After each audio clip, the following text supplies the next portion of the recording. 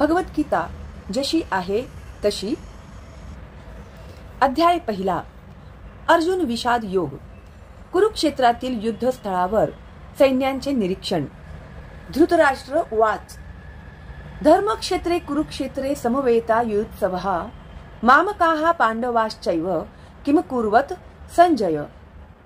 धृतराष्ट्र उवाच. राजा धृतराष्ट्र म्हणाला, धर्मक्षेत्रे धर्मक्षेत्रावर, कुरुक्षेत्रे कुरुक्षेत्र नावाच्या भूमीवर, समवेताः एकत्रित आलेल्या, युयुत्सवः युद्धाची इच्छा करणाऱ्या, मामकाः माझा पक्ष पुत्रांनी, पांडवाः पांडुपुत्र, च आणि एव निश्चितपणे, किम काय, अकुर्वत त्यांनी केले, संजय हे संजया.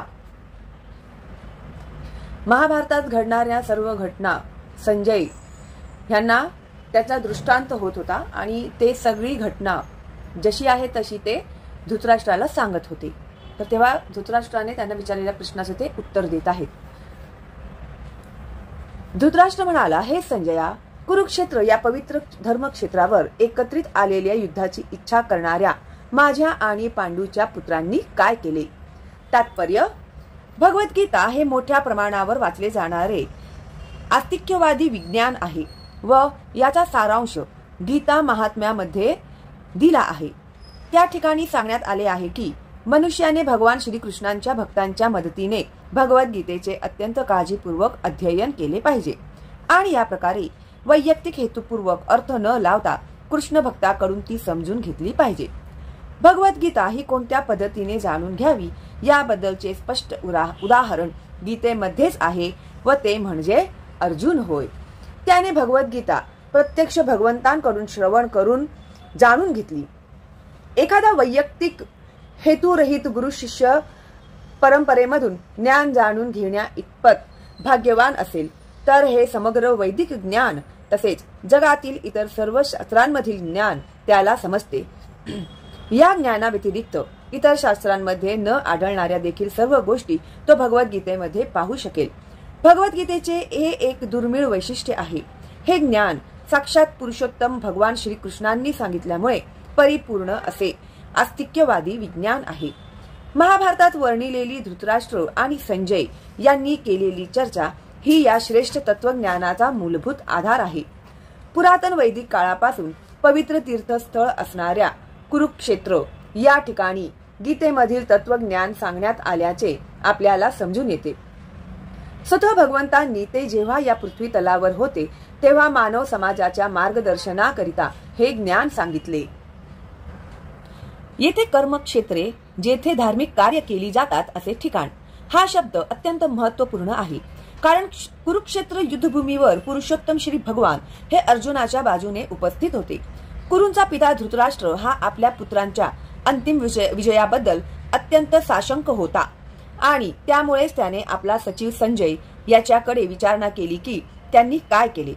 पूर्ण निर्धारयुक्त युद्ध करण्याच्या तयारीनेच स्वतःचे आणि आपला धाकटा भाऊ पांडू याचे पुत्र कुरुक्षेत्र येथील रणभूमीवर एकत्र आले असल्याची त्याला पुरेपूर खात्री होती. तरी सुद्धा त्याची विचारणा महत्त्वपूर्ण आहे. भावाभावांमध्ये तडजोड व्हावी अशी त्याची इच्छा नव्हती आणि त्याला युद्धभूमीवरील आपल्या पुत्रांच्या विधिलिखिताबद्दल निश्चितपणे जाणून घ्यावयाचे होते. कुरुक्षेत्राचा वैदिक साहित्यामध्ये स्वर्गातील देवतांसाठी सुद्धा पूजनीय असे स्थान म्हणून उल्लेख करण्यात आला आहे आणि अशा पवित्र कुरुक्षेत्रावर युद्ध करण्याचे ठरविल्याने युद्धातील अंतिम निर्णयावर होणाऱ्या परिणामाने तर धृतराष्ट्र आणखी भयभीत झाला. याचा प्रभाव अर्जुन व इतर पांडुपुत्र हे स्वाभाविकतःच सद्गुणी असल्यामुळे त्यांना अनुकूल असाच होणार हे तो उत्तम रीतीने जाणून होता. संजय हा व्यासांचा शिष्य होता. तो जरी धृतराष्ट्राच्या कक्षामध्ये होता तरी व्यासांच्या कृपेने तो कुरुक्षेत्र येथील युद्धभूमी पाहू शकत होता. यासाठीच धृतराष्ट्राने युद्धभूमीवरील परिस्थितीबद्दल त्याच्याकडे विचारणा केली. पांडव आणि धृतराष्ट्राचे पुत्र हे दोघेही एकाच कुटुंबातील होते. पण या ठिकाणी धृतराष्ट्राचे अंतर्मन उघडे करून दाखविण्यात आले आहे. त्याने मुद्दाम आपल्या पुत्रांचा कुरु म्हणून उल्लेख केला आणि पांडुपुत्रांना कुळाच्या वारस हक्कातून वगळले. यावरून कोणीही धृतराष्ट्राचा आपल्या पुतण्यांशी म्हणजेच पांडुपुत्रांशी असणारा विशिष्ट संबंध सहजपणे जाणू शकतो.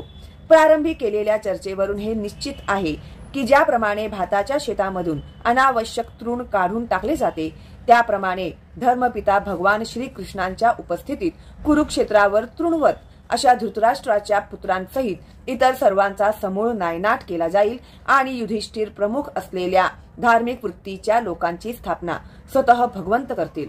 धर्मक्षेत्रे व कुरुक्षेत्रे या शब्दांच्या ऐतिहासिक आणि वैदिक महत्वाबरोबर हेही विशेष महत्व आहे. संजय उवाच. दृष्ट्वा तु पांडवानिकं व्यूढं दुर्योधनस्तदा आचार्यमुपसंगम्य राजा वचनम ब्रवीत.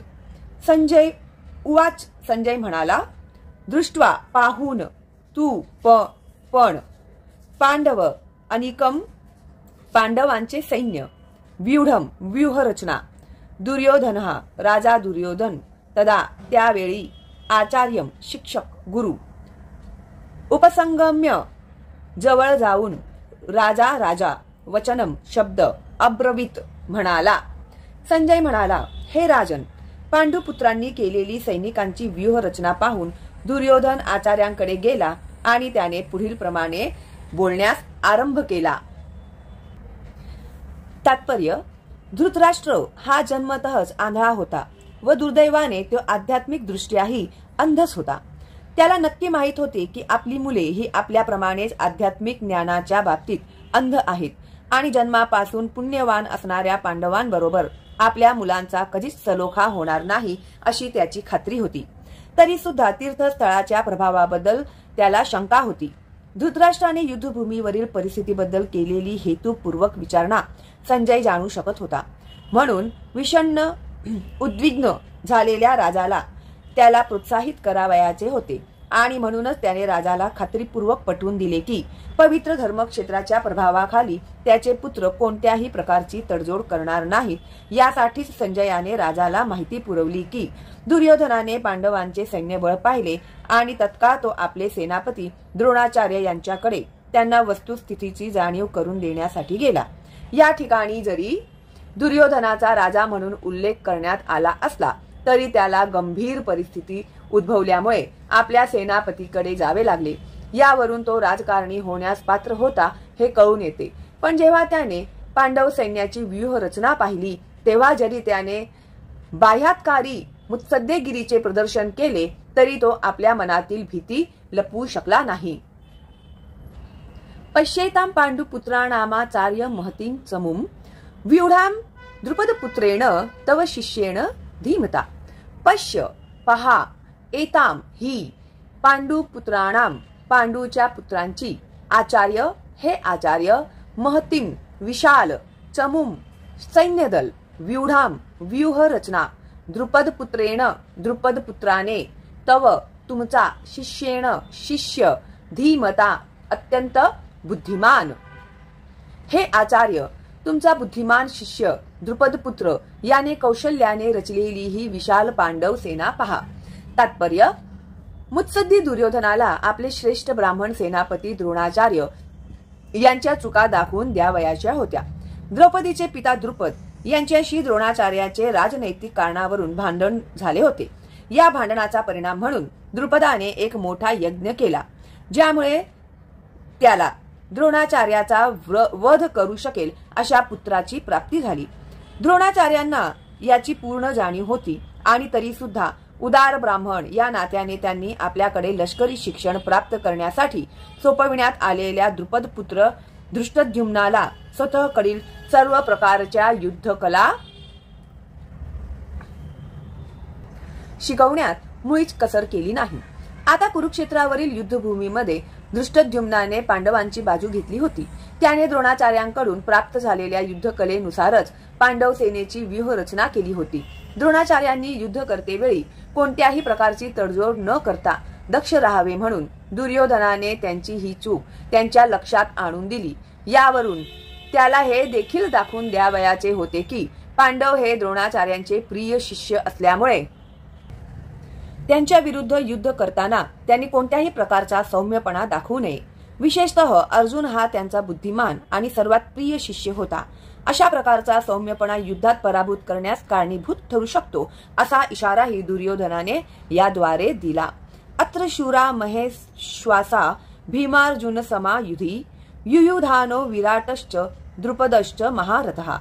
अत्र येथे शूरा शूरवीर महाइशू आसाहा महान धनुर्धर भीम अर्जुन भीम आणि अर्जुन समाहा बरोबरीचे युधी युद्धामध्ये युयुधानः विराटः विराट च सुद्धा द्रुपद च सुद्धा महारथः महान योद्धा. येथे या सैन्यामध्ये भीम आणि अर्जुन यांच्या बरोबरीचे शूर आणि महान धनुर्धर आहेत. तसेच युयुधान विराट आणि द्रुपद यांच्याप्रमाणे श्रेष्ठ योद्धे सुद्धा आहेत. तात्पर्य द्रोणाचार्यांच्या बलशाली आणि निपुण युद्धकलेसमोर दृष्टद्युम्न काही फारसा मोठा अडथळा नव्हता. तरी भय वाटण्यासारखे इतरही अनेक योद्धे होते. दुर्योधन त्यांचा उल्लेख विजयाच्या मार्गातील अत्यंत मोठे अडथळे म्हणून करतो, कारण त्यांच्यापैकी प्रत्येक जण भीम आणि अर्जुन यांच्या इतकाच शक्तिशाली होता. त्याला भीम आणि अर्जुन यांच्या शक्तीची पुरेपूर जाणीव होती, म्हणून इतरांची तुलना त्याने त्यांच्याशी केली.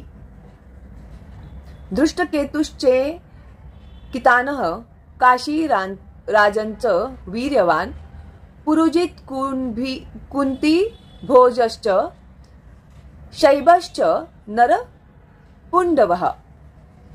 दृष्टकेतू नाव आहे. चेकितान काशीराज च सुद्धा वीर्यवान अत्यंत बलशाली पुरुजित कुंतीभोज च आणि शैब्य च आणि नरपुन्नवः मानव समाजातील श्रेष्ठ वीर.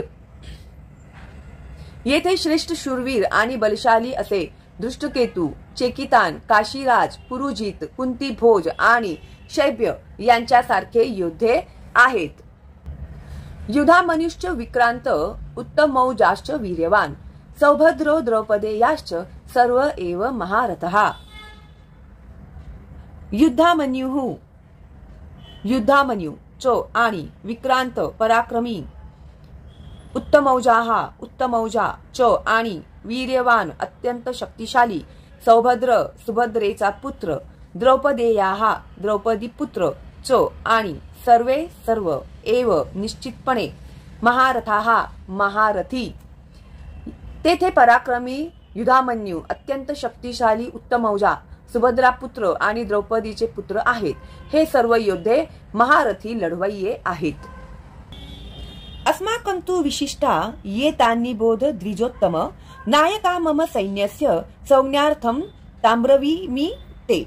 अस्माकं आपले तू परंतु विशिष्टाः विशेष बलशाली ये जे तान त्यांना निबोध नीट जाणून घ्या. द्विज उत्तम हे ब्राह्मण श्रेष्ठा नायकाः नायक सेनापती मम माझ्या सैन्यस्य सैन्याचे संज्ञा अर्थम जाणून घेण्यासाठी तान त्यांना ब्रवीमी मी सांगतो ते तुम्हाला. हे ब्राह्मण श्रेष्ठ तुमच्या माहितीकरिता माझ्या सैन्याचे नेतृत्व करण्यासाठी विशेष पात्र असणाऱ्या सेनाधिकाऱ्यांविषयी मी तुम्हाला सांगतो.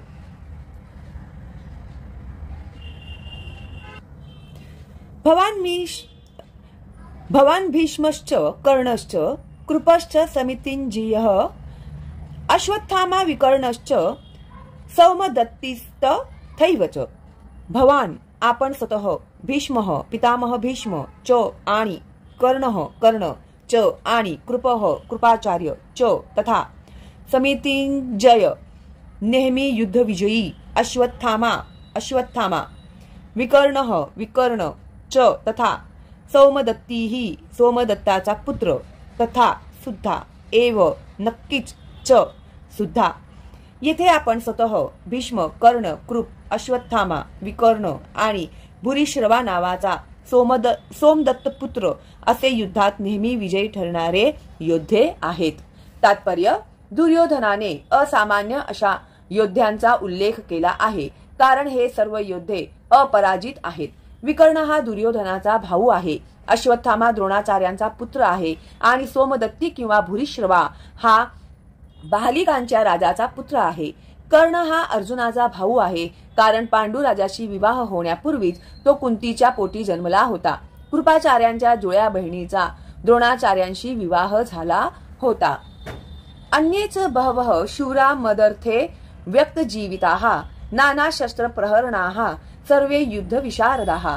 अन्ये इतर सर्व च सुद्धा बहवः मोठ्या संख्येने शूराः शूरवीर मत अर्थे माझ्यासाठी व्यक्त त्यक्त जीविताः प्राण धोक्यात घालण्यास सज्ज आहेत. नाना अनेक शस्त्रे प्रहारणाः युक्त सुसज्जित सर्वे ते सर्व युद्ध विशारदाः युद्धकलेत निपुण असलेले माझ्यासाठी स्वतःच्या जीवाचा त्याग करण्यास सदैव तत्पर असलेले अनेक शूरवीर येथे आहेत. ते सर्व विविध प्रकारच्या शस्त्रास्त्रांनी सुसज्ज असून युद्धकलेत निपुण आहेत. तात्पर्य जयद्रथ, कृतवर्मा आणि शल्य यांसारख्या इतर योद्ध्यांविषयी सांगावयाचे झाल्यास ते सर्वजण दुर्योधनासाठी आपले जीवन देण्यास तयार आहेत. दुसऱ्या शब्दात सांगावयाचे तर ते सर्वजण पापी दुर्योधनाच्या पक्षाला मिळाल्याने कुरुक्षेत्राच्या युद्धभूमीवर या सर्वांचा मृत्यू अटळ आहे. वर सांगितलेल्या आपल्या मित्रांच्या एकत्रित सामर्थ्यावरून दुर्योधनाला मात्र आपल्या विजयाबद्दल पूर्ण खात्री होती.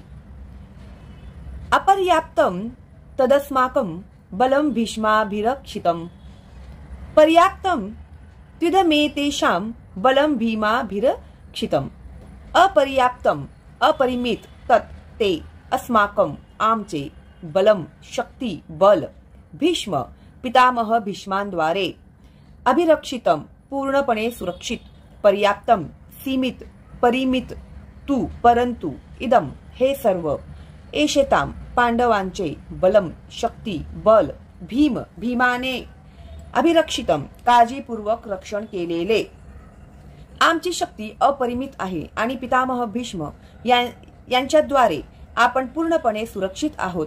परंतु भीमाने काळजीपूर्वक रक्षिलेली पांडवांची शक्ती ही मर्यादित आहे. तात्पर्य या ठिकाणी दुर्योधनाने तुलनात्मक शक्तीचा अंदाज व्यक्त केला आहे.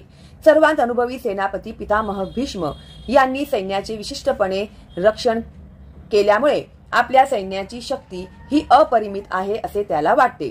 उलटपक्षी कमी अनुभवी असलेल्या सेनापतीने म्हणजेच भीमाने रक्षिलेले पांडव सैन्य हे सीमित आहेत. भीम हा भीष्मांच्या उपस्थितीत नगण्यच होता. दुर्योधन भीमाचा नेहमीच मत्सर करीत असे, कारण तो पूर्णपणे जाणून होता की जर त्याचा मृत्यू होणारच असेल तर तो भीमाकडून होईल. पण त्याचबरोबर अत्यंत श्रेष्ठ सेनापती भीष्म यांच्या उपस्थितीमुळे त्याला स्वतःच्या विजयाची खात्री होती. या युद्धात आपला विजय होईल या आपल्या निष्कर्षाचा त्याला विश्वास पटला होता. अयनेषु च सर्वेषु यथा भागवम स्थिताः भीष्ममेवाभिरक्षन्तु भवन्तः सर्व एव हि. अयनेषु व्यूह रचनेतील मोक्याच्या ठिकाणी च सुद्धा सर्वेषु सर्व ठिकाणी यथा भागम निरनिराळ्या नेमलेल्या जागी अवस्थिताः स्थित असलेले भीष्मम पितामह भीष्मांना एव निश्चित अभिरक्षन्तु सर्व प्रकारे सहाय्य करा. भवन्तः तुम्ही सर्वे सर्वांनी एव ही निश्चितच. आता तुम्ही सर्वांनी सैन्य व्यूह रचनेतील नेमक्या ठिकाणी उभे राहून पितामह भीष्मांना पूर्ण सहाय्य केले पाहिजे.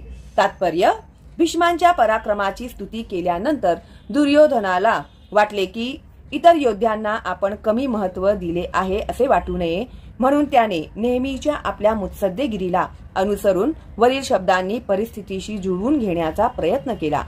त्याने ठामपणे सांगितले की भीष्मदेव हे निसंशय सर्वश्रेष्ठ योद्धे आहेत, पण ते वृद्ध असल्या कारणाने त्यांचे सर्व बाजूंनी रक्षण करण्याचा प्रत्येकाने विचार केला पाहिजे. कदाचित ते एकाच बाजूला युद्ध करण्यात गुंतले असतील आणि इतर बाजूने शत्रू या संधीचा फायदा उठवू शकेल, म्हणून इतर योद्ध्यांनी आपली मोक्याची ठिकाणे न सोडता शत्रूला व्यूहरचना भेदू न देणे हे महत्वाचे होते. कुरूंचा विजय हा भीष्मदेवांच्या उपस्थितीवरच अवलंबून आहे हे दुर्योधनाला स्पष्टपणे कळून आले. युद्धामध्ये भीष्मदेव आणि द्रोणाचार्य यांच्या पूर्ण पाठिंब्याची त्याला खात्री होती.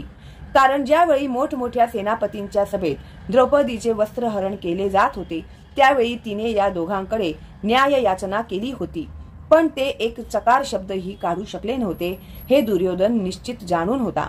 या दोघांच्या मनात पांडवांबद्दल जिव्हाळा असला तरी द्यूत क्रीडेप्रमाणेच आताही ते या जिव्हाळ्याचा त्याग करतील अशी त्याला आशा होती. तस्य संजय नहर्षम कुरुवृद्धः पितामह सिंहनादम विनद्योश्चैः शंखम दद्मौ प्रतापवान. तस्य त्याचा संचयनम वाढवीत हर्षम हर्ष आनंद कुरु वृद्धः कुरुवंशातील वयोवृद्ध भीष्म पितामह सिंहनादम सिंह गर्जनेप्रमाणे विनद्य निनाद करीत उच्च स्वरात शंखम शंख दद्मौ वाजविला प्रतापवान पराक्रमी. नंतर कुरुवंशातील वयोवृद्ध महापराक्रमी आणि सर्व योद्ध्यांमधील अग्रणी अशा भीष्मांनी मोठ्याने सिंह गर्जनेप्रमाणे आपला शंख वाजविला आणि त्यामुळे दुर्योधन आनंदित झाला.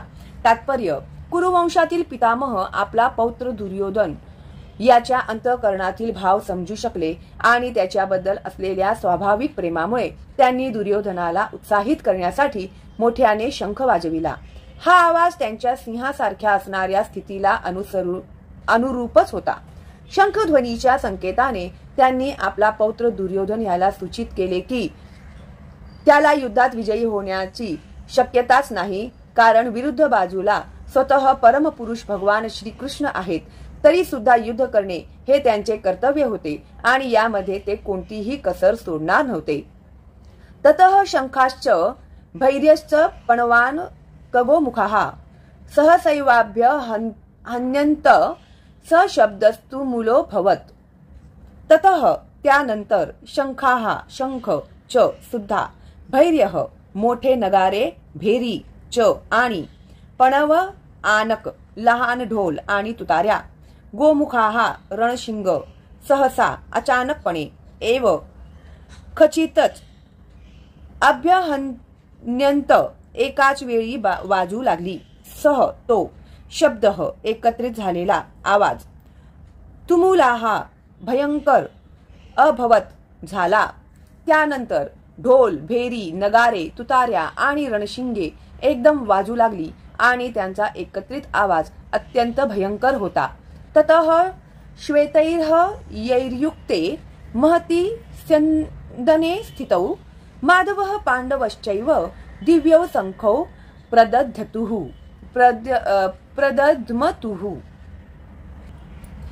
ततः त्यानंतर श्वेतैहि श्वेत आणि शुभ ध्येयः घोड्यांनी युक्तेह युक्त अशा महती एका महान स्यन्दने रथात स्थितौ स्थित माधवः श्रीकृष्ण लक्ष्मीपती पांडवः पांडुपुत्र अर्जुन च सुद्धा एव निश्चितच दिव्य शंखौ शंख प्रदद्मतुः वाजविले. दुसऱ्या बाजूला शुभ्र अश्वांनी युक्त अशा एका महान रथामध्ये बसलेल्या भगवान श्रीकृष्ण आणि अर्जुन यांनी आपापले दिव्य शंख वाजविले. तात्पर्य भीष्मदेवांनी वाजविलेल्या शंखाची तुलना करताना श्रीकृष्ण आणि अर्जुन यांनी वाजविलेल्या शंखाचे दिव्य म्हणून वर्णन करण्यात आले आहे. दिव्य शंखाच्या नादाने असे सूचित करण्यात आले की पांडवांच्या पक्षात श्रीकृष्ण असल्याने विरुद्ध पक्षाला विजयाची आशा नव्हती. जयस्तु पांडुपुत्राणाम येषां पक्षे जनार्दनः. पांडुपुत्रांसारख्या व्यक्तींचाच नेहमी विजय होत असतो, कारण भगवान श्रीकृष्ण त्यांचे सहकारी असतात आणि ज्या ठिकाणी भगवंत असतात त्या ठिकाणी लक्ष्मी देवी सुद्धा असते, कारण लक्ष्मी देवी आपल्या पतीशिवाय कधीही एकटी राहत नाही. म्हणून विष्णू किंवा भगवान श्रीकृष्ण यांच्या शंखामधून उत्पन्न झालेल्या दिव्य शंख ध्वनीद्वारे कळून आले की भाग्य आणि विजय अर्जुनाची वाटच बघत होते. या व्यतिरिक्त हे दोन्ही मित्र ज्या रथावर बसले होते तो रथ अग्निदेवाने अर्जुनाला दान केला होता. यावरून आपल्याला असे लक्षात येते की हा रथ त्रिलोकी कुठेही फिरविला तरी तो निश्चितपणे सर्वत्र विजय प्राप्ती करू शकतो. पांचजन्य वृषिकेशो देवदत्तम धनंजयः पौंड्रम दधमौ महाशंखम भीमकर्मा वृकोदरः. पांचजन्यम नावाचा शंख, ऋषिकम ईशः ऋषिकेश श्रीकृष्ण जे भक्तांच्या इंद्रियांना मार्गदर्शन करतात. देवदत्तम देवदत्त नावाचा शंख, धनंजयः धनंजय धनावर विजय प्राप्त करणारा अर्जुन. पौंड्र नावाचा शंख, दधमौ वाजविला. महाशंखम भीषण शंख, भीमकर्मा अतिदुष्कर कर्म करणारा.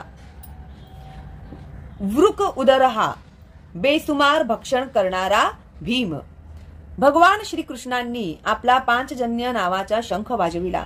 अर्जुनाने त्याचा देवदत्त नामक शंख वाजविला आणि अतिदुष्कर कार्य करणाऱ्या वृकोदर भीमाने आपला पौंड्र नामक शंख वाजविला. तात्पर्य: भगवान श्रीकृष्ण यांचा या श्लोकामध्ये ऋषिकेश म्हणून उल्लेख करण्यात आला आहे, कारण ते समस्त इंद्रियांचे स्वामी आहेत. जीव त्यांचे अंश आहेत आणि म्हणून जीवांची इंद्रिये सुद्धा त्यांच्या इंद्रियांची अंशरूपे आहेत. निर्विशेषवादी जीवांना इंद्रिये का असतात हे समर्पकपणे सांगू शकत नसल्यामुळे ते जीवांना इंद्रिय रहित किंवा निराकार असे संबोधण्यास उत्सुक असतात. सर्वांच्या हृदयामध्ये स्थित असलेले भगवंत जीवांच्या इंद्रियांचे मार्गदर्शन करतात. जीवांनी शरण यावे म्हणून ते इंद्रियांचे मार्गदर्शन करतात, पण शुद्ध भक्तांच्या बाबतीत मात्र ते स्वतः त्यांचे इंद्रिय नियंत्रण करतात.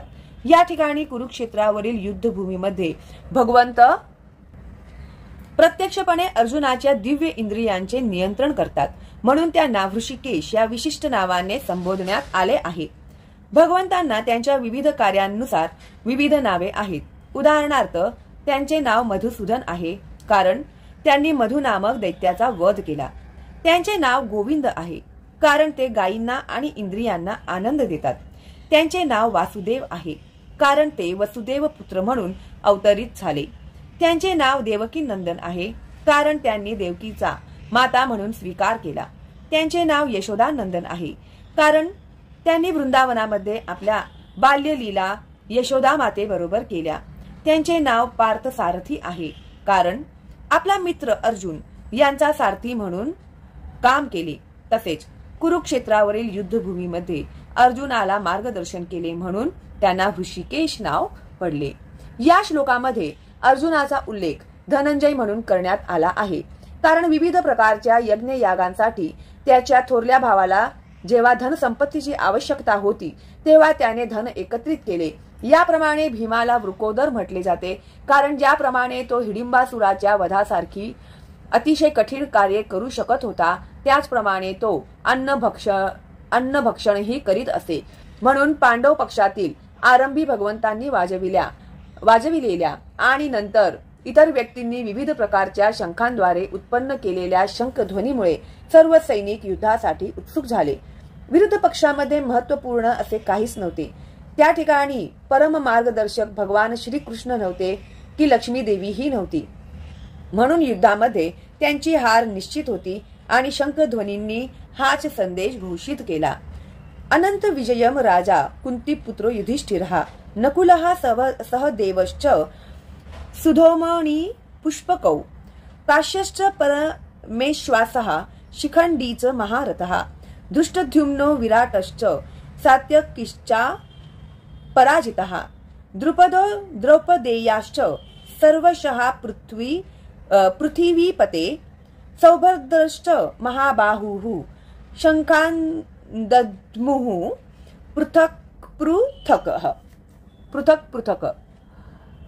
अनंत विजय नामक शंख, राजा कुंतीपुत्र कौंतेय, युधिष्ठिर, नकुल, सहदेव च आणि सुघोष मणिपुष्पकौ, सुघोष आणि मणिपुष्पक नामक शंख, काश्यः काशीचा राजा च आणि परम ईशू आसः श्रेष्ठ धनुर्धारी, शिखंडी च सुद्धा महारथः सहस्त्र सैनिकांनी एकटाच लढू शकणारा, धृष्टद्युम्नः धृष्टद्युम्न राजा द्रुपदाचा पुत्र, विराटः विराट या राजाने पांडवांना अज्ञातवासाच्या वेळी आश्रय दिला होता. च सुद्धा सात्यकी ही सात्यकी म्हणजेच भगवान श्रीकृष्णांचा सारथी युयुधान. च आणि अपराजितः ज्याच्यावर कोणीच विजय प्राप्त करू शकला नाही. द्रुपदः पांचाल देशाचा राजा द्रुपद. द्रौपदेयाः द्रौपदीचे पुत्र. च सुद्धा सर्वशः सर्वजण. पृथ्वीपते हे राजन. सौभद्रः सौभद्रा पुत्र अभिमन्यू. च सुद्धा महाबाहुः विशाल भुजा असलेला. शंखान शंख. दध्मुः वाजविले. पृथक पृथक वेगवेगळे.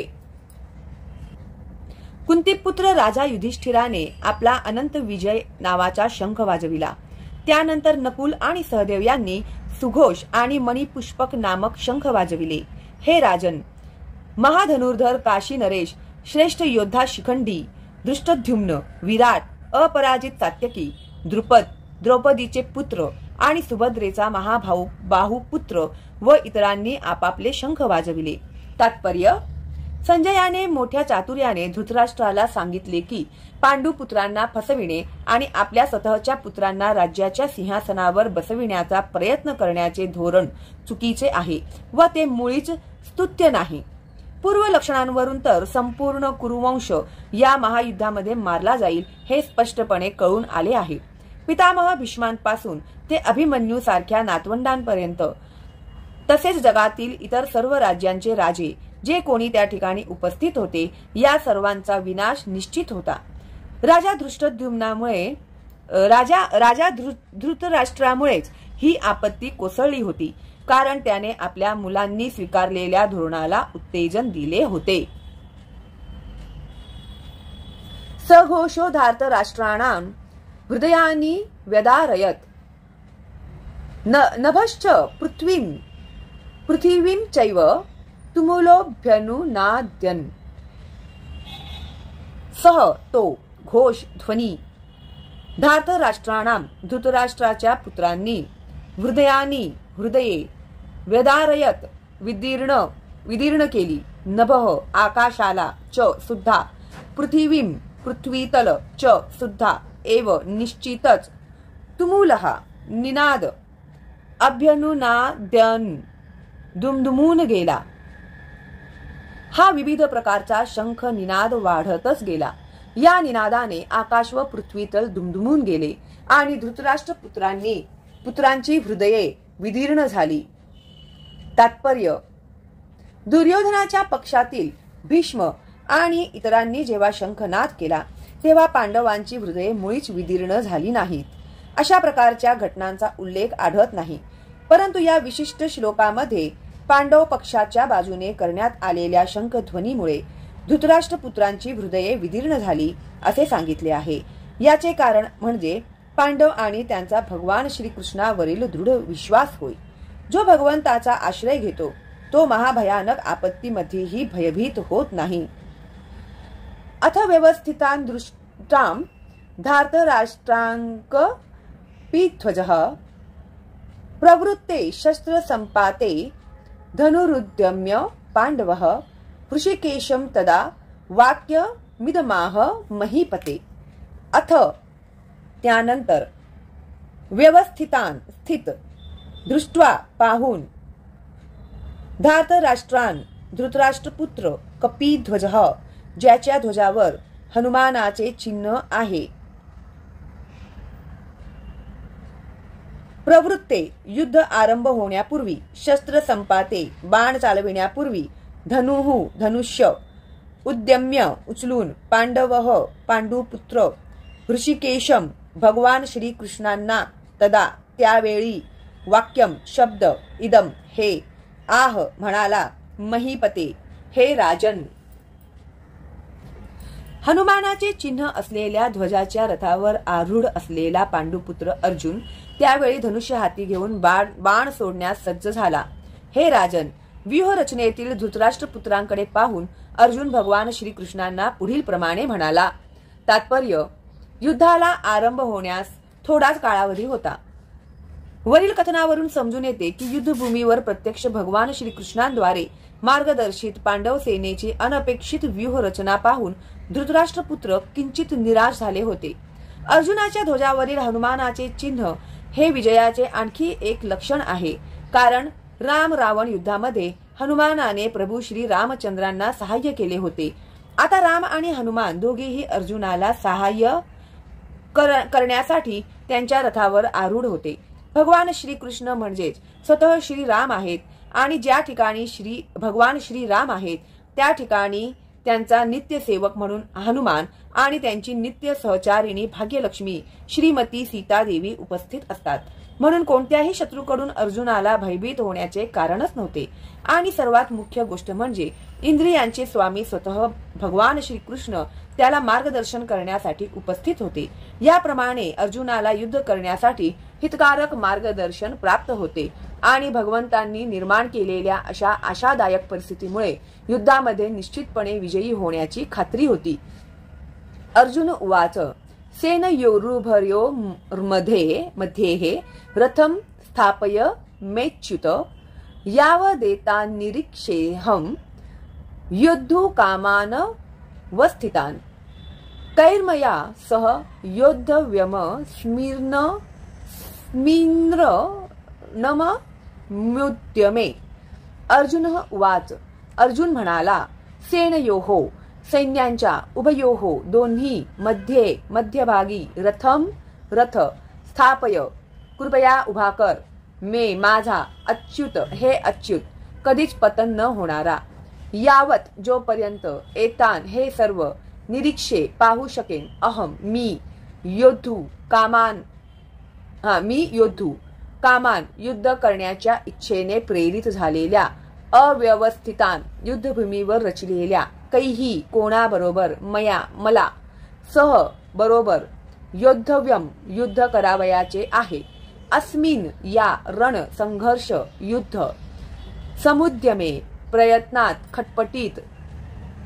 अर्जुन म्हणाला, हे अच्युत कृपया माझा रथ दोन्ही सैन्यांच्या मध्ये घेऊन चल, म्हणजे येथे युद्ध करण्याच्या इच्छेने प्रेरित झालेल्या आणि ज्यांच्याबरोबर मला या भयंकर शस्त्रास्त्र स्पर्धेमध्ये संघर्ष करावयाचा आहे त्या सर्व उपस्थितांना मी पाहू शकेन. तात्पर्य, श्रीकृष्ण जरी पुरुषोत्तम श्री भगवान असले तरी त्यांच्या अहेतुकी कृपेमुळे ते आपल्या मित्राची सेवा करीत होते. ते आपल्या भक्तावरील प्रेमात कधीही चुकत नाहीत, म्हणून त्यांना या ठिकाणी अच्युत असे संबोधण्यात आले आहे. सारथी या नात्याने त्यांना अर्जुनाच्या आदेशांचे पालन करावे लागत असे आणि हे करण्यात त्यांनी कधीच संकोच केला नाही. यासाठीच त्यांना अच्युत म्हणून संबोधण्यात आले आहे. जरी त्यांनी आपल्या भक्ताचे सारथ्य स्वीकारले होते तरी त्यांच्या परमस्थानाला कोणीच आव्हान देऊ शकत नाही. सर्व परिस्थितीत ते सर्व इंद्रियांचे स्वामी पुरुषोत्तम श्री भगवान ऋषिकेश आहेत. भगवंत आणि त्यांचा सेवक यांच्यामधील संबंध अत्यंत मधुर आणि दिव्य असतो. सेवक हा भगवंतांची सेवा करण्यास सदैव तत्पर असतो आणि भगवंतही सतत आपल्या भक्ताची सेवा करण्याची संधीच पाहत असतात. भगवंत स्वतः आदेश देण्यापेक्षा ते त्यांच्या शुद्ध भक्तांना स्वतःपेक्षा ज्येष्ठतेचे स्थान देऊन त्यांचा आदेश स्वीकारण्यात अधिक आनंद मिळवितात. भगवंत हे स्वामी असल्याने प्रत्येकजण त्यांच्या आज्ञेखाली असतो आणि त्यांना आज्ञा देणारा त्यांच्यापेक्षा श्रेष्ठ असा कोणीच नाही. परंतु जेव्हा ते पाहतात की त्यांचा शुद्ध भक्त त्यांना आज्ञा देत आहे, तेव्हा जरी ते सर्व परिस्थितीत अच्युत असले तरी त्यांना दिव्यानंद प्राप्त होतो. भगवंतांचा शुद्ध भक्त या नात्याने अर्जुनाला आपल्या भावंडांशी व चुलत्याशी युद्ध करण्याची मुळीच इच्छा नव्हती. पण दुर्योधन हट्टी असल्यामुळे आणि शांततामय वाटाघाटी करण्यास कधीच तयार नसल्यामुळे अर्जुनाला युद्धभूमीत येणे भाग पडले. यासाठीच युद्धभूमीवरील उपस्थित ज्येष्ठ व्यक्तींना पाहण्यास तो उत्सुक होता. रणांगणावर शांततेचा प्रयत्न करण्याचा जरी प्रश्नच नव्हता तरी त्या व्यक्तींना पुन्हा पाहण्याची आणि एका अनावश्यक युद्धाची मागणी करण्यात ते किती कृत निश्चयी आहेत हेही पाहण्याची त्याची इच्छा होती.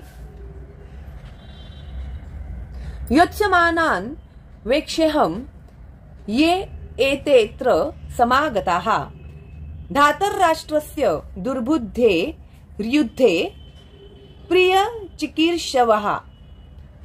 योत्स्यमानान् लढणाऱ्यांना अवेक्षे मला पाहू दे, अहम मी ये जे येथे ते अत्र येथे समागताः एकत्रित झालेल्या धातराष्ट्रस्य धृतराष्ट्राच्या पुत्रांचे दुर्बुद्धेः वाईट बुद्धीचा युद्धे युद्धात प्रिय प्रिय चिकीर्षवः इच्छिणारे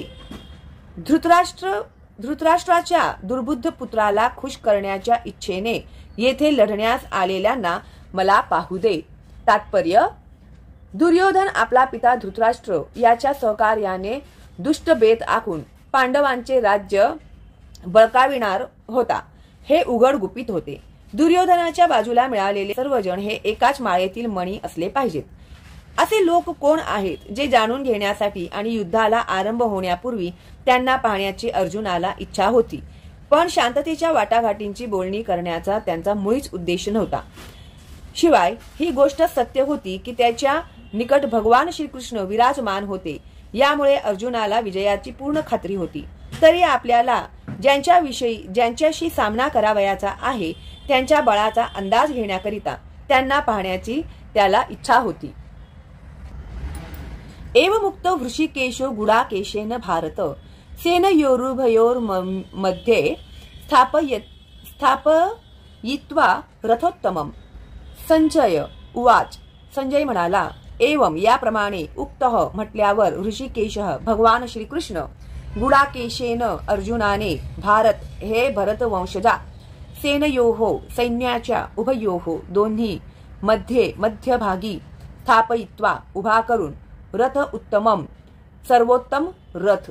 संजय म्हणाला, हे भरतवंशजा, या प्रकारे अर्जुनाने म्हटल्यावर भगवान श्रीकृष्णांनी दोन्ही सैन्यांच्या मध्यभागी तो सर्वोत्तम रथ उभा केला आहे. तात्पर्य: या श्लोकात अर्जुनाला गुडाकेश म्हणून संबोधण्यात आले आहे. गुडाका म्हणजे निद्रा, आणि जो निद्रेवर विजय प्राप्त करतो त्याला गुडाकेश म्हटले जाते. निद्रा याचा अर्थ अज्ञान असाही होतो.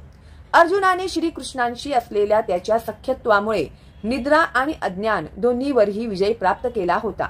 श्रीकृष्णांचा शुद्ध भक्त असल्यामुळे तो श्रीकृष्णांना क्षणभरही विसरू शकत नव्हता, कारण भक्तांचा हाच खरा स्वभाव असतो. निद्रिस्त अथवा जागृत अवस्थेमध्ये भगवत भक्त हा भगवान श्रीकृष्ण त्यांचे नाम, रूप, गुण आणि लीला यांचे चिंतन करण्यापासून दूर राहूच शकत नाही. अशा रीतीने श्रीकृष्णांचे सतत स्मरण करून कृष्ण भक्त हा अज्ञान आणि निद्रा यावर विजय प्राप्त करू शकतो. यालाच कृष्ण भावना किंवा समाधी असे म्हणतात. ऋषिकेश किंवा प्रत्येक जीवाचे मन आणि इंद्रिय यांचे मार्गदर्शक या नात्याने दोन्ही सैन्यांच्या मधोमध रथ उभा करण्याचा अर्जुनाचा उद्देश ते जाणू शकले. पुढे ते अर्जुनाला म्हणाले, भीष्मद्रोण प्रमुखतः सर्वेषांच महिक्षिताम्. उवाच पार्थ पश्यैतांस मवेशांकुरुनीति. भीष्म पितामह भीष्म, द्रोण द्रोणाचार्य, प्रमुखतः च्या समोर, सर्वेषां सर्व च सुद्धा, महिक्षिताम जगातील राजे. उवाच म्हणाले, पार्थ हे पार्थ, पश्य पहा, एतान या सर्वांना, समवेतान एकत्रित, कुरुन कुरुवंशातील सदस्य, इति याप्रमाणे. भीष्म, द्रोण आणि जगातील इतर सर्व राजांच्या उपस्थितीत भगवान म्हणाले, हे पार्थ, येथे जमलेल्या सर्व कुरुवंशीयांना आता पहा. तात्पर्य: हे सर्व जीवांचे परमात्मा स्वरूप असल्याने भगवान श्रीकृष्ण अर्जुनाच्या मनात काय चालले होते ते जाणू शकले. या संदर्भात ऋषिकेश या शब्द प्रयोगावरून कळून येते की त्यांना सर्व काही ज्ञात होते, आणि अर्जुनाच्या संदर्भात पार्थ किंवा कुंती पुत्र अथवा पृथेचा पुत्र हा शब्द सुद्धा तितकाच महत्वपूर्ण आहे. मित्र या नात्याने श्रीकृष्णांना अर्जुनाला सांगावयाचे होते की अर्जुन हा त्यांच्या आत्तेचा म्हणजेच पृथेचा पुत्र असल्यामुळे त्यांनी अर्जुनाचा सारथी होण्याचे मान्य केले आहे. अर्जुनाला आता उपस्थित कुरुवंशीयांकडे पहा असे सांगण्यामागे श्रीकृष्णांचा काय उद्देश होता? अर्जुनाला तेथेच थांबून युद्ध करावयाचे नव्हते का? श्रीकृष्णांनी आपली आत्या पृथा हिच्या पुत्रांकडून अशी अपेक्षा कधीच केली नव्हती.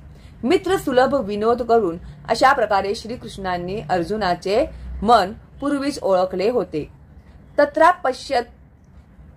स्थिता तान्पार्थः पितृनथ पितामहान् आचार्यांता तुलान् भ्रातॄन्पुत्रान् पौत्रान् सखीन् तथा श्वशुरांसु हृदश्चैव सेनयोरुभयोरपि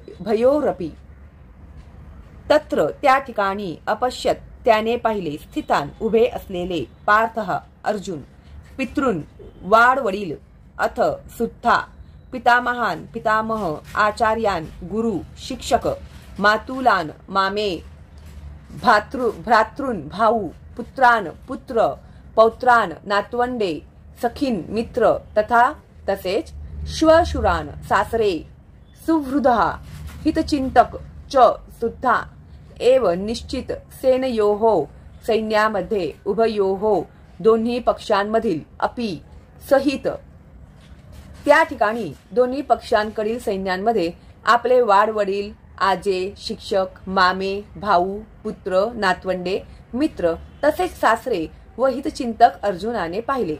तात्पर्य अर्जुनाने रणांगणावर आपले सर्व नातेवाईक पाहिले.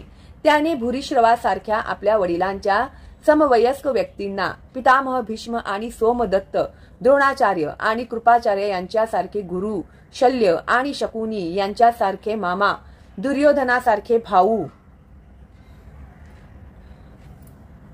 लक्ष्मणासारखे पुत्र अश्वत्थामासारखे मित्र कृतवर्मासारखे हितचिंतक इत्यादी सर्व व्यक्तींना पाहिले. त्याने सैन्यात उपस्थित असलेल्या आपल्या मित्रांनाही पाहिले. तान्समीक्ष्य स कौन्तेयः सर्वान् बन्धू नवस्थितान् कृपया वरयाविष्टो विषीदन्निदमब्रवीत्. तान त्या सर्वांना समीक्ष्य पाहून सह तो कौन्तेयः कुंतीपुत्र अर्जुन सर्व प्रकारच्या बंधून नातेवाईकांना अवस्थितान उभे असलेल्या कृपया करुणेने परया अत्यंत आविष्ट व्याकुळ झालेल्या विषीदन शोकाकुल झाला असताना इदम याप्रमाणे अब्रवीत म्हणाला. जेव्हा कुंतीपुत्र अर्जुनाने सर्व प्रकारच्या मित्रांना आणि नातेवाईकांना पाहिले तेव्हा तो करुणेने व्याकुळ झाला आणि याप्रमाणे म्हणाला. अर्जुन उवाच दृष्टैमं स्वजनं कृष्ण युयुत्सुं समुपस्थितं सिदन्ति मम गात्राणि मुखं च परिशुष्यति. अर्जुन उवाच अर्जुन म्हणाला दृष्ट्वा पाहून इमम या सर्व स्वजनम नातेवाईक सगळे सोयरे कृष्ण हे कृष्ण युयुत्सुम युद्धोत्सुक असलेल्या सर्वांना समुपस्थितम उपस्थित सिरंती कंप सुटतो मम माझ्या गात्राणी शरीराच्या अवयवांना मुखम मुख च सुद्धा परिशुष्यती कोरडे पडत आहे. अर्जुन म्हणाला हे कृष्ण या प्रकारे युद्ध करण्याच्या इच्छेने प्रेरित झालेल्या माझ्या नातेवाईकांना आणि मित्रांना पाहून माझ्या शरीराच्या सर्व अवयवांना कंप सुटला आहे आणि माझे मुख कोरडे पडले आहे. तात्पर्य भगवंतावर ज्या व्यक्तीची प्रामाणिक भक्ती आहे त्या व्यक्तीकडे देव देवता आणि सत्पुरुषांच्या ठिकाणी आढळणारे सर्व सद्गुण आढळतात. पण जो अभक्त आहे तो भौतिकदृष्ट्या शिक्षण आणि सुसंस्कृती याद्वारे कितीही प्रगत असला तरी त्याच्याकडे दैवी सद्गुणांचा अभावच असतो. अर्जुनाने जेव्हा आपापसात युद्ध करण्याच्या इच्छेने प्रेरित होऊन युद्धभूमीवर जमलेल्या आपल्या मित्रांना सगळे सोयऱ्यांना आणि नातेवाईकांना पाहिले तेव्हा तो त्यांच्याबद्दलच्या करुणेने अत्यंत व्याकुळ झाला. आपल्या सैनिकांबद्दल तर त्याला पूर्वीपासूनच सहानुभूती वाटत होती आणि आता विरुद्ध पक्षाकडील सैनिकांचा अटळ मृत्यू पाहून त्याला त्यांच्याबद्दल ही करुणा वाटली. या प्रकारे विचार करीत असताना त्याच्या शरीराच्या सर्व अवयवांना कंप सुटला व तोंड कोरडे पडले. त्यांची युद्ध करण्याची उत्सुकता पाहून तो काहीसा आश्चर्यचकित झाला होता. वस्तुतः संपूर्ण कुटुंब अर्जुनाचे रक्ताचे नातेवाईकही त्याच्याशी लढण्यासाठी जमले होते. जरी या ठिकाणी उल्लेख केला नसला तरी एखादा सहज कल्पनेने समजू शकेल की फक्त अर्जुनाच्या शरीराच्या अवयवांना कंप सुटत होता आणि मुख कोरडे पडत होते. एवढेच नव्हे तर तो करुणेने अश्रू सुद्धा ढाळत होता. ही लक्षणे अर्जुनाच्या दुर्बलतेमुळे नव्हती तर भगवंतांच्या शुद्ध भक्ताच्या ठिकाणी आढळणाऱ्या सहृदयतेमुळे होती. म्हणून म्हटले आहे की यस्यास्ति भक्ती भगवत्य किंचिता सर्वैर्गुणै तत्र समासते सुराहा हराव भक्तस्य कुतो महद्गुणा मनोरथे नासती धावतो बहिही. ज्या पुरुषोत्तम श्री भगवान यांच्याविषयी दृढ भक्ती आहे त्याच्याकडे देवतांमध्ये आढळणारे सर्व सद्गुण असतात. पण जो भगवत भक्त नाही त्याच्याकडे काहीच किंमत नसलेली केवळ भौतिक पात्रता असते. याचे कारण म्हणजे मानसिक स्तरावरच अडकून पडल्यामुळे तो मोहमयी भौतिक शक्तीकडे निश्चितपणे आकर्षिला जातो. श्री महाभागवत 5:18-12.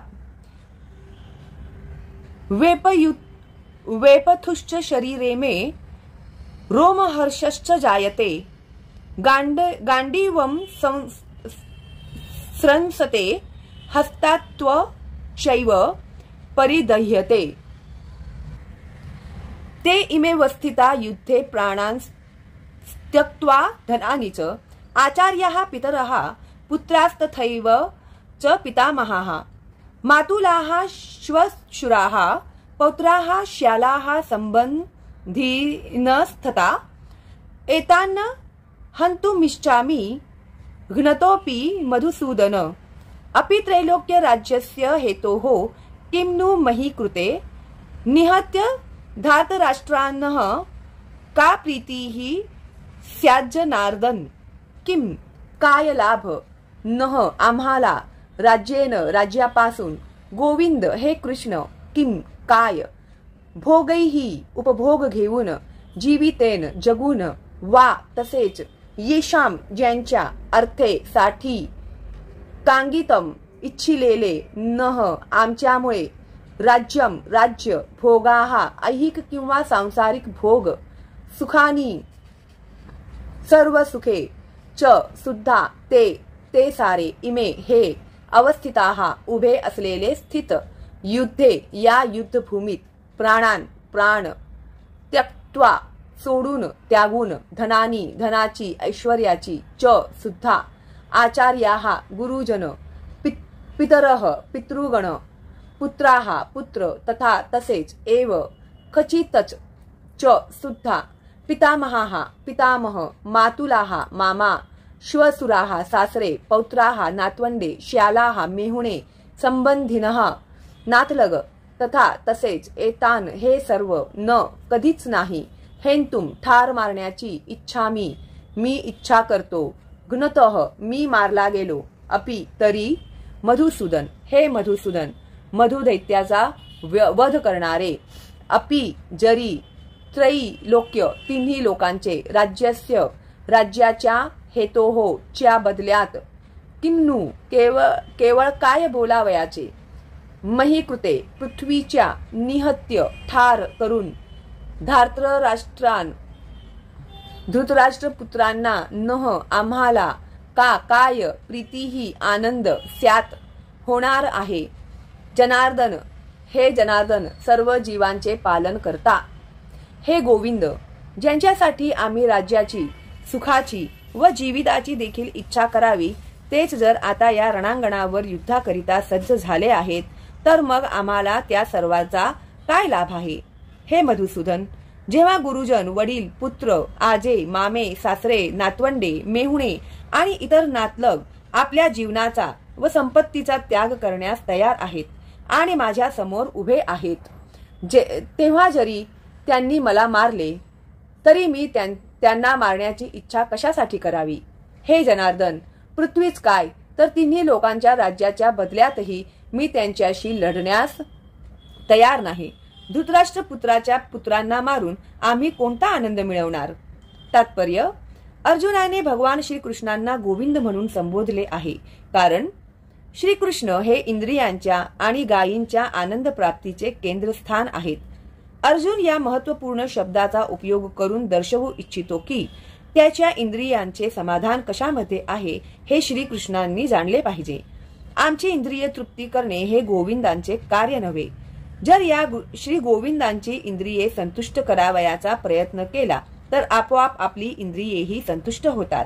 भौतिकदृष्ट्या प्रत्येकाला आपली इंद्रिय तृप्ती करावयाची असते आणि आपण मागू ती वस्तू भगवंतांनी द्यावी अशी त्यांची इच्छा असते. जीवांच्या योग्यतेप्रमाणे भगवंत त्यांची इंद्रिय तृप्ती करतील, पण त्यांच्या अतिलोभाची पूर्तता मात्र भगवंत करणार नाहीत. याच्या उलट मार्गाने मनुष्य जेव्हा जातो, म्हणजे जेव्हा एखादा स्वतःच्या इंद्रिय तृप्तीची अजिबात इच्छा न करता श्री गोविंदाच्या इंद्रियांची तृप्ती करण्याचा प्रयत्न करतो, तेव्हा श्री गोविंदाच्या कृपेने जीवाच्या सर्व इच्छांची पूर्तता होते. आपल्या कुटुंबातील व्यक्तीविषयीचे अर्जुनाने प्रगाढ प्रेम या ठिकाणी अंशतः दिसून येते, कारण त्याला त्यांच्याबद्दल स्वाभाविक करुणा होती आणि यासाठीच तो युद्ध करण्यास तयार नव्हता. प्रत्येकाला स्वतःचे ऐश्वर्य आपल्या मित्रांना आणि नातेवाईकांना दाखवायची इच्छा असते, परंतु अर्जुनाला भीती वाटते की त्याचे सर्व नातलग आणि मित्र रणांगणावर मारले जातील आणि विजयानंतर प्राप्त होणाऱ्या वैभवामध्ये तो कोणालाच सहभागी करू शकणार नाही. भौतिक जीवनाबद्दलचे हे एक नमुनेदार उदाहरण आहे. आध्यात्मिक किंवा दिव्य जीवन हे अगदी भिन्न असते. एखाद्या भक्ताला भगवंताची इच्छापूर्ती करावयाची असल्याने तो भगवंताच्या सेवेसाठी सर्व प्रकारचे ऐश्वर्य स्वीकारू शकतो आणि जर भगवंतांची इच्छा नसेल तर मात्र तो कवडीचाही स्वीकार करणार नाही. अर्जुनाला त्याच्या नातलगांना मारावयाचे नव्हते आणि खरोखरच जर त्यांना मारणे आवश्यक असेल तर श्रीकृष्णांनी स्वतः त्यांना मारावे अशी त्याची इच्छा होती. या क्षणी अर्जुनाला माहित नव्हते की रणांगणावर येण्यापूर्वीच श्रीकृष्णांनी त्यांना मारले होते आणि त्याला फक्त श्रीकृष्णांच्या हातातील साधन बनावयाचे होते. त्याला फक्त निमित्त मात्र व्हावयाचे होते. या वस्तुस्थितीचा उलगडा पुढील अध्यायांमध्ये करण्यात आला आहे. भगवंतांचा स्वाभाविक भक्त असल्याने अर्जुनाला त्याच्या दुष्ट चुलत्यांचा आणि बांधवांचा सूड घेणे आवडले नाही, पण त्या सर्वांची हत्या करणे ही भगवंतांची योजना होती. भगवत भक्त या दुष्टांचा सूड घेऊ इच्छित नाही, पण दुष्टांनी केलेला भक्तांचा अपराध भगवंत कधीच सहन करीत नाहीत. स्वतःच्या अपराधांबद्दल भगवंत एखाद्या व्यक्तीला क्षमा करू शकतात, पण भक्तांना दुखविणाऱ्या कोणत्याही व्यक्तीला भगवंत क्षमा करीत नाहीत. म्हणून दुष्टांना क्षमा करावयाची इच्छा अर्जुनाला असली तरीही त्यांचा वध करण्यासाठी भगवंत दृढ निश्चयी होते. पापमेवाश्रये दस्मान न त्वयि ताना ततायिनः तस्मान्नार्हा वयम हंतुम धार्तराष्ट्रांस बांधवान स्वजनम हि कथम हत्वा सुखिनः स्याम माधव. पापम पाप एव खचित आश्रयेत भागी होणार अस्मात आम्हाला हत्वा वध करून एतान या सर्वांना आततायी आक्रमक तस्मात म्हणून नाही अर्हाहा योग्य वयम आम्ही हंतुम मारण्याला धार्तराष्ट्रान धृतराष्ट्रपुत्र सबांधवान मित्रांसहित स्वजनम नातलग ही खचित कथम कसे हत्वा हत्या करून सुखीनः सुखी आनंदी श्याम आम्ही होऊ माधव हे माधव लक्ष्मीपती कृष्ण. या आतताई आक्रमकांना आम्ही जर ठार मारले तर आम्हाला पापच लागणार आहे. म्हणून धृतराष्ट्रपुत्रांना आणि आपल्या मित्रांना मारणे आपल्यासाठी योग्य नाही. यापासून आम्हाला काय लाभ होणार आहे. हे माधव, आपल्याच नातलगांची हत्या करून आम्ही कसे सुखी होऊ. तात्पर्य, वैदिक मताप्रमाणे 6 प्रकारचे आतताई असतात. 1. जो विष देतो. 2. जो घराला आग लावतो. 3. जो घातक किंवा तीक्ष्ण शस्त्रांनिशी हल्ला करतो. 4. जो संपत्ती लुटतो. 5. जो दुसऱ्यांची जमीन बळकावतो. आणि 6. जो परपत्नीचे अपहरण करतो. अशा आतताईंचा वध केल्याने कोणत्याही प्रकारचे पाप लागत नाही. अशा आतताईंना मारणे हे सामान्य मनुष्याला शोभेल असेच आहे. पण अर्जुन हा असामान्य मनुष्य नव्हता. स्वभावतःच तो साधू वृत्तीचा होता आणि त्यांच्याशी तो साधू वृत्तीला अनुसरूनच वागू इच्छित होता. पण अशा प्रकारची साधू वृत्ती क्षत्रियांसाठी योग्य नसते. जरी राज्य कारभारातील व्यक्तीने साधुवत असणे आवश्यक असले तरी त्याने भ्याड मात्र असू नये. उदाहरणार्थ, भगवान श्रीराम हे इतक्या साधू वृत्तीचे होते की आजही लोक रामराज्यात राहण्यास अतिशय उत्सुक आहेत. पण असे असले तरी प्रभू श्रीरामचंद्रांनी कधीच भ्याडपणा दाखविला नाही. श्रीरामांच्या पत्नीचे सीतेचे अपहरण करणारा रावण आततायी होता, पण श्रीरामांनी त्याला असा काही धडा शिकविला की त्याची तुलना जगाच्या इतिहासामध्ये कोणाशीही करता येणार नाही. अर्जुनाच्या बाबतीत मात्र त्याच्या विरुद्ध जे आक्रमक आततायी होते ते विशिष्ट प्रकारचे होते, आणि ते म्हणजे त्याचे स्वतःचे पितामह, गुरुजन, मित्रगण, पुत्र, नातू इत्यादी. त्यांच्यामुळेच अर्जुनाला वाटले की सामान्य आतताईंविरुद्ध ज्या कडक उपाययोजना केल्या पाहिजेत त्या यांच्या विरुद्ध आपण योजू नये. याशिवाय साधू व्यक्तीने क्षमा करावी असे सांगितले जाते. साधू व्यक्तींसाठी जसे आदेश हे राजकीय आणीबाणीपेक्षाही महत्त्वपूर्ण असतात. अर्जुनाने विचार केला की राजकीय कारणांसाठी स्वजनांची हत्या करण्यापेक्षा साधुवृत्ती आणि धर्माच्या आधारावर त्यांना क्षमा करणे हेच योग्य आहे. म्हणून केवळ तात्पुरत्या शारीरिक सुखासाठी अशा प्रकारे हत्या करणे हे चांगले नाही असे त्याला वाटले. सरतेशेवटी राज्य आणि त्यापासून प्राप्त होणारे सुख हे नित्य नाही, म्हणून स्वजनांची हत्या करून त्याने स्वतःची शाश्वत मुक्ती आणि स्वतःचे जीवन धोक्यात का घालावे. या संबंधात अर्जुनाने श्रीकृष्णांना माधव असे संबोधणेही महत्त्वपूर्ण आहे. श्रीकृष्ण हे लक्ष्मीचे किंवा भाग्यदेवतेचे पती असल्यामुळे अर्जुनाला त्यांना हे दर्शवायचे होते की त्यांनी ज्यामुळे त्याच्यावर दुर्भाग्य कोसळले अशी गोष्ट करण्यास त्याला प्रेरित करू नये. परंतु वास्तविकपणे श्रीकृष्ण हे भक्तांनाच काय तर इतरांनाही दुर्भाग्याकडे कधीच नेत नाहीत.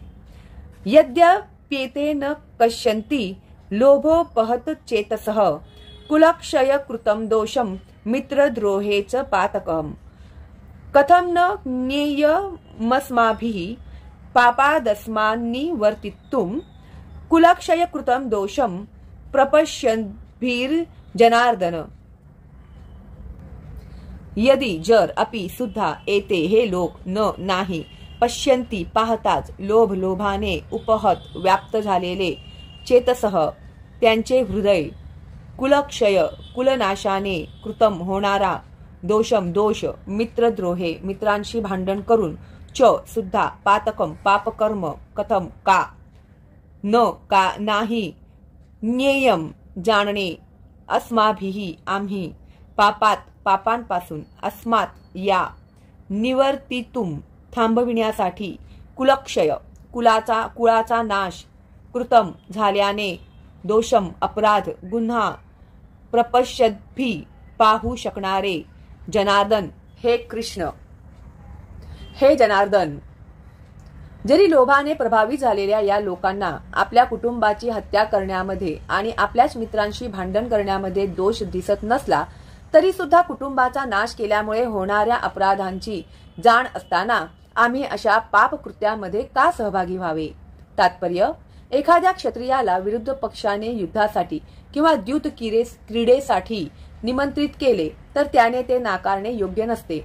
अशा बंधनामुळे अर्जुन युद्ध करण्यास नकार देऊ शकला नाही, कारण दुर्योधनाच्या पक्षाने त्याला युद्ध करण्यासाठी आव्हान दिले होते. या संदर्भात अर्जुनाने विचार केला की अशा आव्हानाच्या परिणामाबद्दल विरुद्ध पक्ष हा अज्ञानी असावा, परंतु अर्जुन त्याचे हे दुष्परिणाम पाहू शकत होता, म्हणून ते आव्हान तो स्वीकारू शकत नव्हता. बंधनाचा परिणाम जेव्हा चांगला असतो तेव्हा असे बंधन अनिवार्य ठरू शकते, पण अशा बंधनांचा परिणाम जेव्हा अनिष्ट असतो तेव्हा ते अनिवार्य किंवा बंधनकारक ठरविता येत नाही. या सर्व गोष्टींचा सारासार विचार करूनच अर्जुनाने युद्ध न करण्याचे ठरविले. कुलक्षये प्रणश्यन्ति कुलधर्माः सनातनाः धर्मे नष्टे कुलम कुत्स्न मधर्मो भिभवत्युत.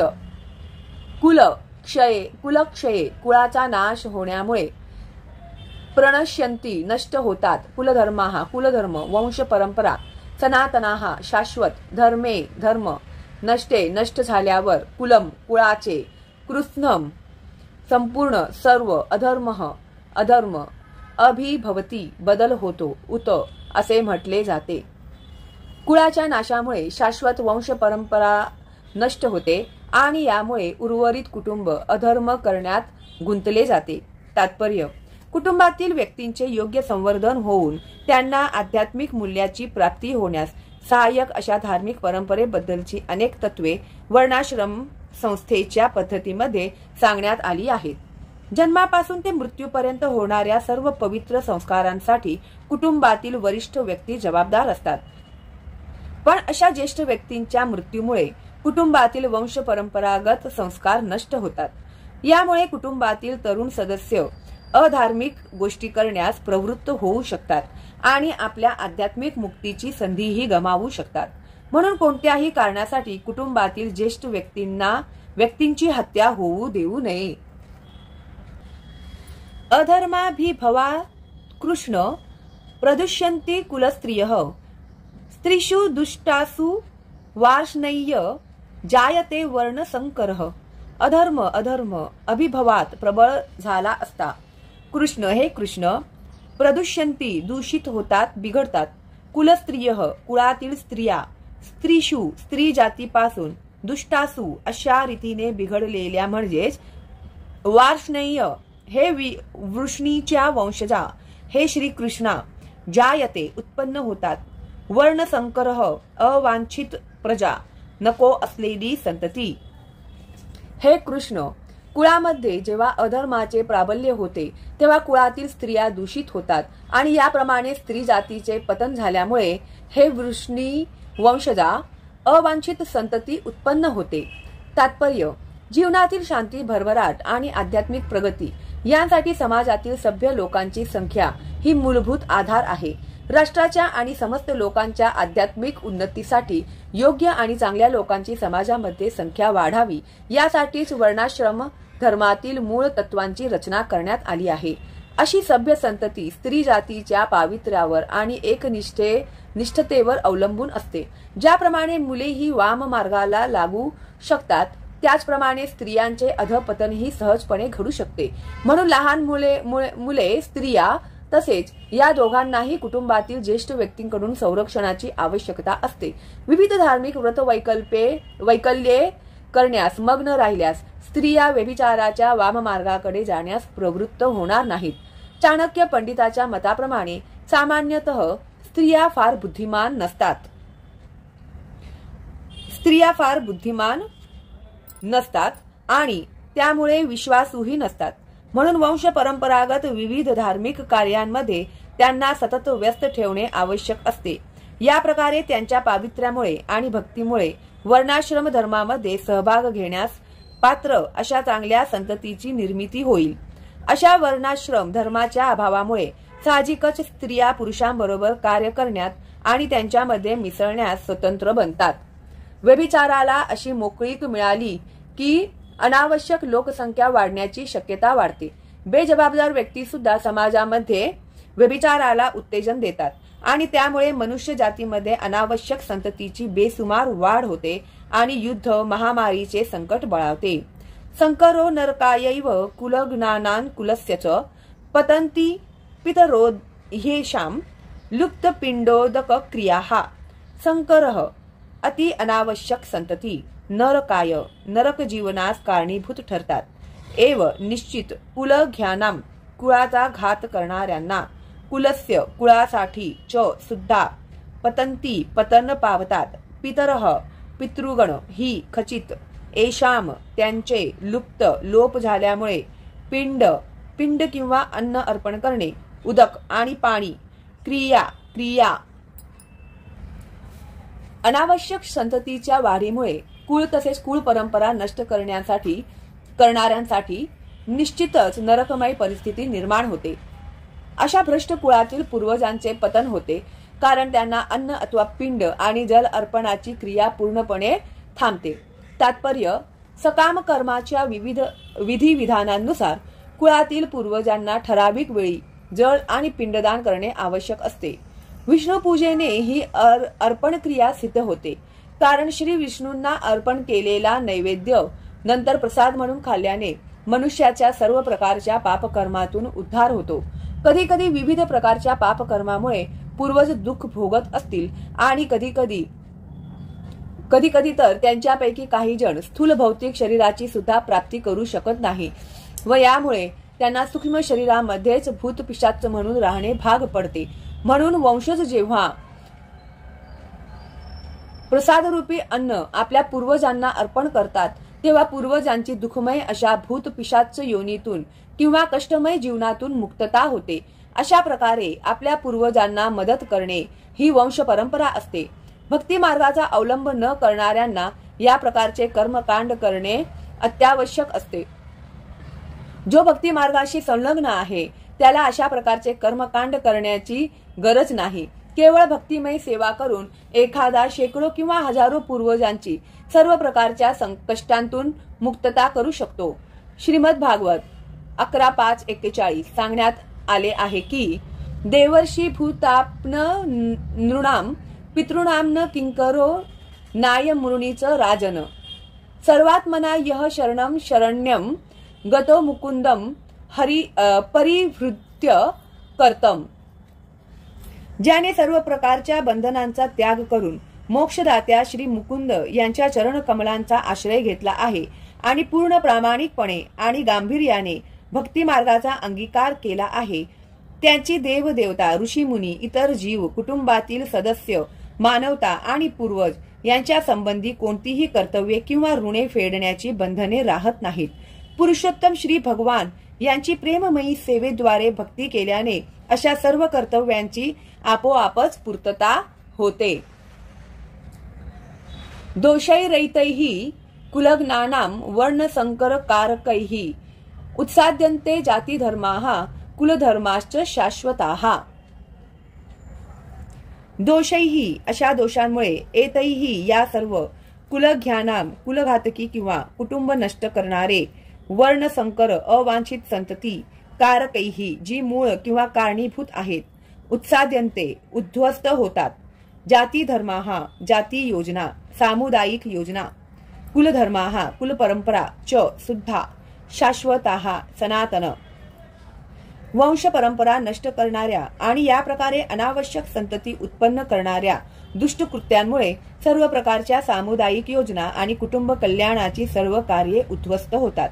तात्पर्य सनातन धर्म किंवा वर्णाश्रम धर्म संस्थेने मनुष्य अंतिम मोक्षाची प्राप्ती करण्यास समर्थ होऊ शकेल अशा पद्धतीने मानव समाजातील 4 विभागांना अनुसरून सामुदायिक योजना तसेच कुटुंब कल्याणार्थ कार्यांची योग्य रचना करून दिली आहे. म्हणून बेजबाबदार पुढाऱ्यांनी सनातन धर्माच्या परंपरेचा भंग केल्यास समाजामध्ये गोंधळ निर्माण होतो आणि त्याचा परिणाम म्हणजे श्री विष्णूंची प्राप्ती हे जीवनाचे अंतिम ध्येय आहे याचा लोकांना विसर पडतो. अशा पुढाऱ्यांना अंध म्हटले जाते आणि जे लोक अशा नेत्यांचे अनुसरण करतात ते निश्चितपणे गोंधळून जातात. उत्सन्न कुलधर्माणां मनुष्याणां जनार्दन नरके नियतम वासो भवतीत्यनु शुश्रूम. उत्सन्न विनाश झालेल्या कुलधर्माणाम ज्यांना कुलपरंपरा आहे ते मनुष्याणाम अशा मनुष्यांचे जनार्दन हे श्रीकृष्ण नरके नरकात नियतम नित्य नेहमी वासह निवास भवती असे होते इति या प्रकारे अनुशुभश्रुम गुरु शिष्य परंपरेद्वारे मी ऐकले आहे. हे प्रजापालक हे कृष्ण गुरु शिष्य परंपरेद्वारे मी असे ऐकले आहे की कुल परंपरेचा विध्वंस करणारे नरकातच नित्य निवास करतात. तात्पर्य अर्जुनाचा युक्तिवाद त्याच्या वैयक्तिक अनुभवावर नव्हे तर त्याने आचार्याकडून जे ऐकले होते त्यावर आधारित होता. वास्तविक ज्ञान प्राप्तीचा हाच मार्ग आहे. अशा ज्ञानात प्रथमपासूनच स्थित झालेल्या योग्य व्यक्तीच्या मदतीशिवाय वास्तविक ज्ञानाच्या अंतिम ध्येयाकडे पोहोचता येत नाही. वर्णाश्रम संस्थेतील एका पद्धतीनुसार मनुष्याला मृत्यूपूर्वी आपल्या पापकर्माचे प्रायश्चित करण्यासाठी विशिष्ट विधी करावा लागतो. जो नेहमी पापकर्मच करण्यात गुंतला आहे त्याने या प्रायश्चित विधीचा उपयोग करून घेतलाच पाहिजे. असे न केल्यास त्या व्यक्तीला पापकर्माचे फळ म्हणून दुःखमय कष्टमय जीवन भोगण्यासाठी निश्चितपणे नरकात घातले जाते. अहोबत महापापम कर्तुम व्यवस्थिता वयम यद्राज्य सुखलाभेन हंतुम स्वजन मुद्यताः।